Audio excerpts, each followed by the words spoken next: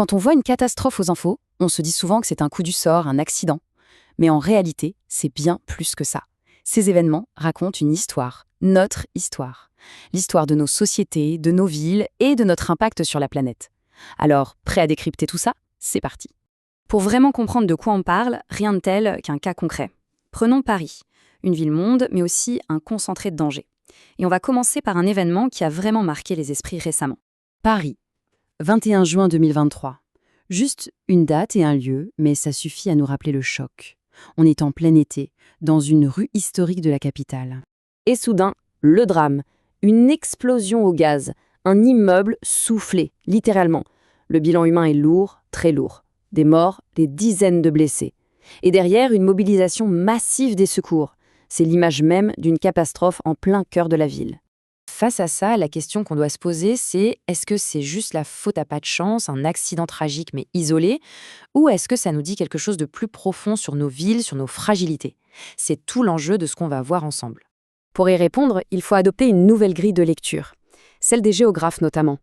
Eux, ils ont une méthode, une façon de décomposer le danger pour mieux le comprendre. C'est comme regarder la mécanique d'une montre pour voir comment elle fonctionne. Le premier rouage de cette mécanique, c'est ce qu'on appelle l'aléa.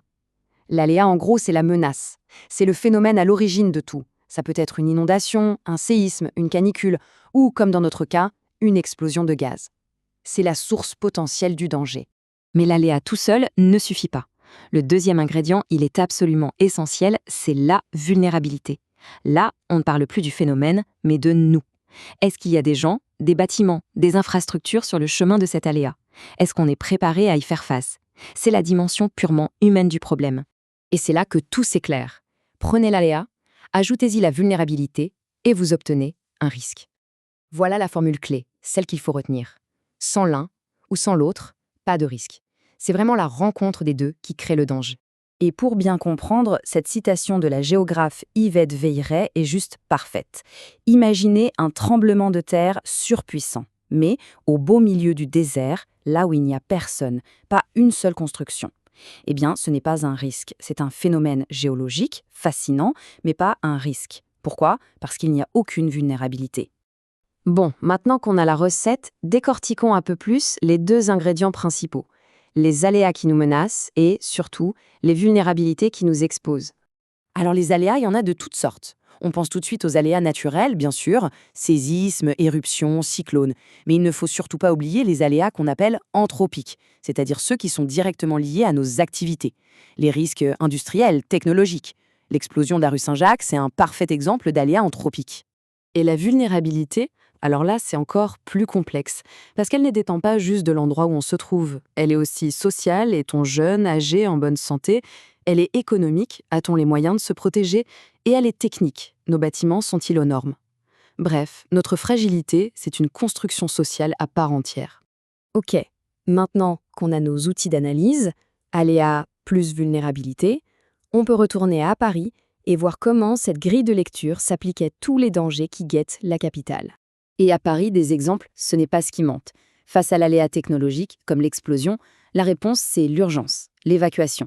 Face aux canicules, un aléa climatique, on met en place des plans, on ferme les écoles. Contre la pollution, un aléa environnemental, on restreint la circulation. Et face à la grande menace d'une crue de la Seine, un aléa naturel, on prépare des plans de prévention. À chaque aléa, sa vulnérabilité et sa réponse. 5 millions, ce chiffre, il faut prendre un instant pour le digérer. 5 millions, c'est le nombre de personnes qui seraient touchées par une crue majeure de la Seine. Ce chiffre, ce n'est pas l'aléa. C'est l'illustration de l'immense, de la colossale vulnérabilité de la région parisienne. C'est cette concentration de population et d'activité qui transforme un phénomène naturel en un risque majeur. Bon, face à tous ces risques, on pourrait se sentir un peu démunis. Mais en réalité, nos sociétés ne sont pas passives, loin de là. Elles s'organisent. L'objectif, ce n'est plus seulement de réagir quand la catastrophe est là, c'est de construire ce qu'on appelle la résilience. La gestion d'un risque, ça se passe en 3 temps. D'abord, il y a l'avant, c'est l'anticipation. On planifie, on informe, on prépare. Ensuite, il y a le pendant, c'est la gestion de crise, l'urgence. Et enfin, il y a l'après, la reconstruction. Et cette phase est cruciale, parce que c'est là qu'on tire les leçons pour faire mieux la prochaine fois, pour être plus résilient.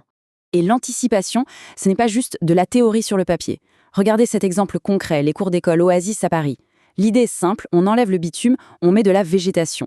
Résultat, on crée des îlots de fraîcheur. On n'a pas éliminé l'aléa canicule, bien sûr, mais on a réduit la vulnérabilité des enfants et du quartier. C'est ça, une stratégie d'adaptation intelligente. Les cours Oasis, c'est une super solution pour s'adapter à des aléas qui existent. Mais si on prenait encore plus de recul, un très grand pas en arrière pour regarder l'image globale, et si on réalisait que nos activités à l'échelle de la planète ne font pas que nous rendre plus vulnérables, mais créent carrément de nouveaux aléas. Regardez-moi ces deux cartes du monde. À gauche, en 1700. À droite, en 2000. Le changement est spectaculaire. Toutes les zones colorées qui représentent l'empreinte humaine, agriculture, ville, ont littéralement explosé en 300 ans. C'est ce qu'on appelle l'anthropisation. Notre signature sur la planète est devenue indélébile. Et cette signature, elle a des conséquences bien réelles qu'on peut mesurer. Ces graphiques sont sans appel. Depuis le début de l'ère industrielle, on voit que la courbe de la population mondiale et celle de l'urbanisation grimpent en flèche. Et en parallèle, quoi d'autre grimpe? La consommation d'eau et la température moyenne du globe. Les courbes se suivent.